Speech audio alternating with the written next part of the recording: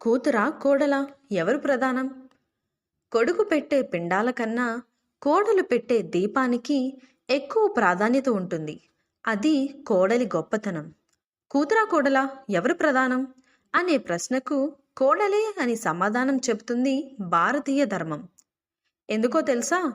చీర మార్చుకున్నంత సులువుగా ఇంటి పేరును మార్చుకోగలిగే అసాధారణ త్యాగశీలి కోడలు. కన్నవారు ఎంతటి ఉన్నతులైనా తన అభ్యున్నతిని అత్తవారింట్లో వెతుక్కునే గుణశీలి కోడలు. తండ్రికి పంచభక్షాలు పెట్టగలిగే స్తోమత ఉన్న భర్త పెట్టే పచ్చడి మెతుకుల్లోనే కమ్మటి రుచిని వెతుక్కోగల భాగ్యశీలి కోడలు. తాను మెట్టినింటి పట్టపురానైనా సరే ఒక దాసిలా అందరికీ సేవ చేసి అలసిపోయి మంచానికి ఒరిగి కష్టాన్ని మర్చిపోయి మరునాడు ఉదయమే గృహసేవకు సిద్ధమయ్యే శ్రమజీవి కోడలు.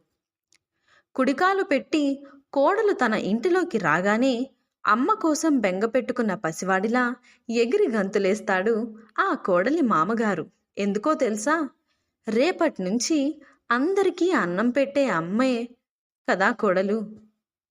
కొడుకు పెళ్లి కోసం వేసిన పందిరి ఆకులపై కూర్చున్న పితృదేవతల కోసం నాంది శ్రాద్ధం పెట్టి మన వంశాన్ని ఉద్ధరించగలిగే సమర్థురాలైన గొప్ప కోడల్ని ఎంచుకున్నాను అని గర్వంతో చెబుతాడు మామయ్య.